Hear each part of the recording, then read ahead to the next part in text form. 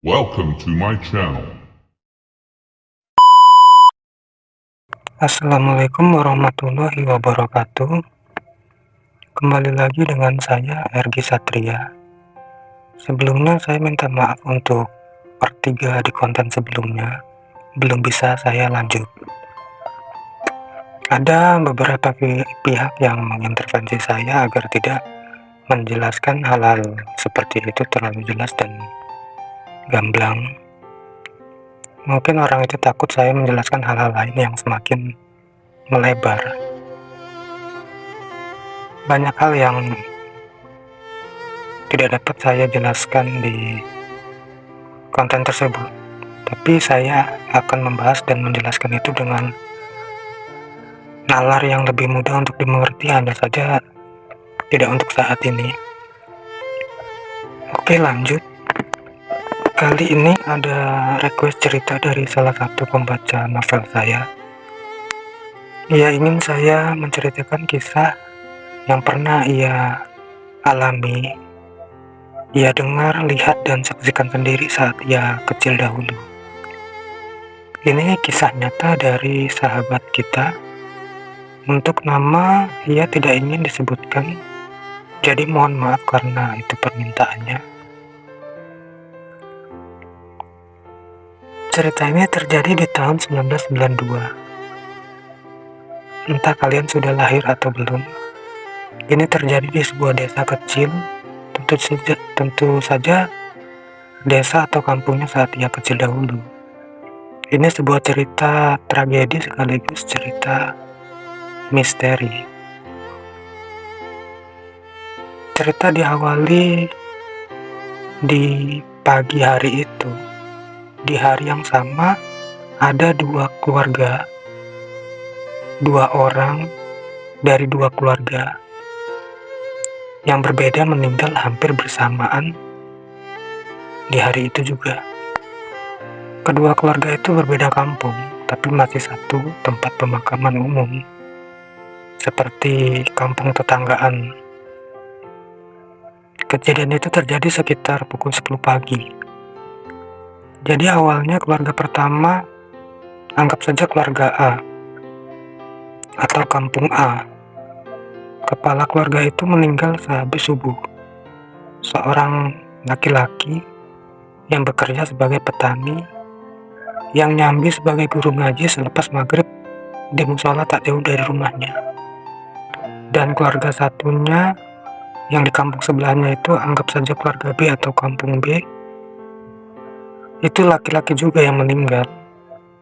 Seorang pekerja di pasar. Dia bekerja sebagai calo atau agen bus di terminal. Yang meninggal sekitar pukul 7 pagi.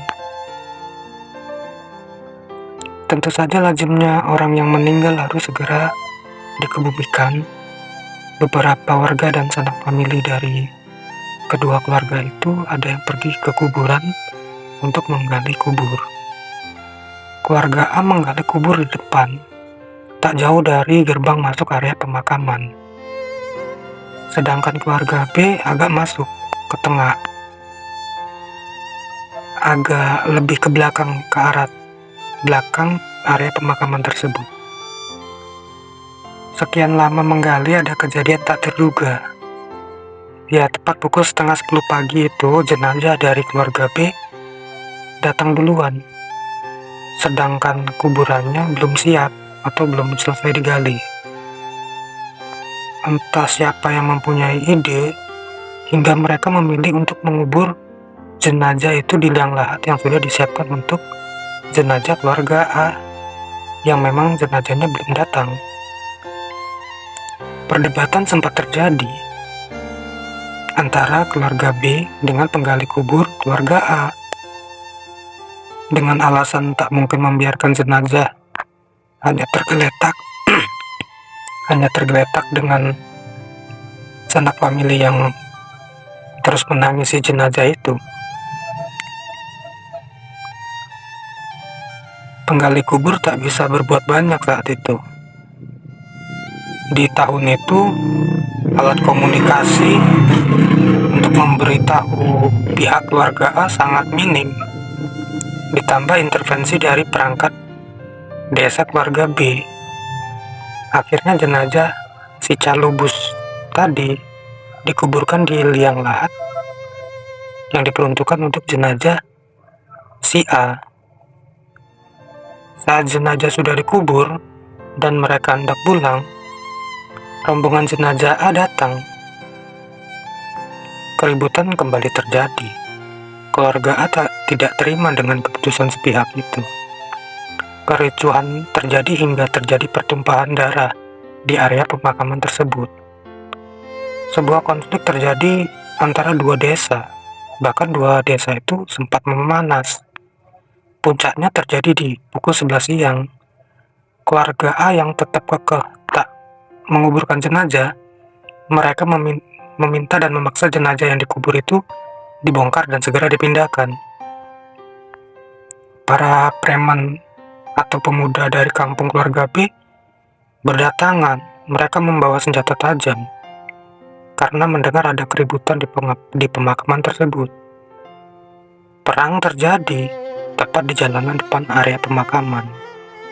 Tak ada korban jiwa, hanya luka bacokan dari kedua belah pihak.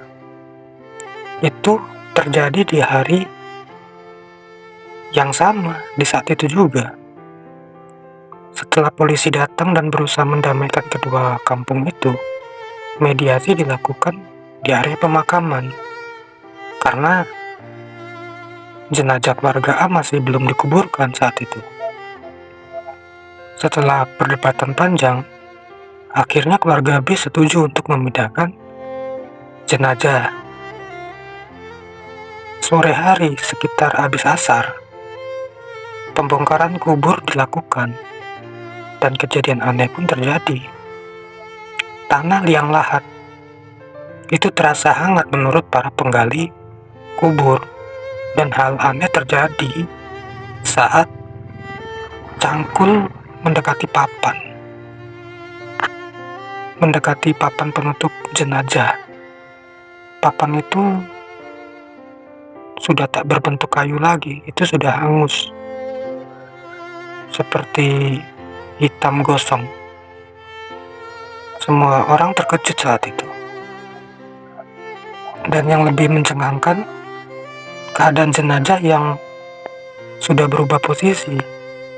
Yang tadinya tidur, itu terlihat duduk, dan kafannya hancur, gosong, hitam seperti habis terbakar.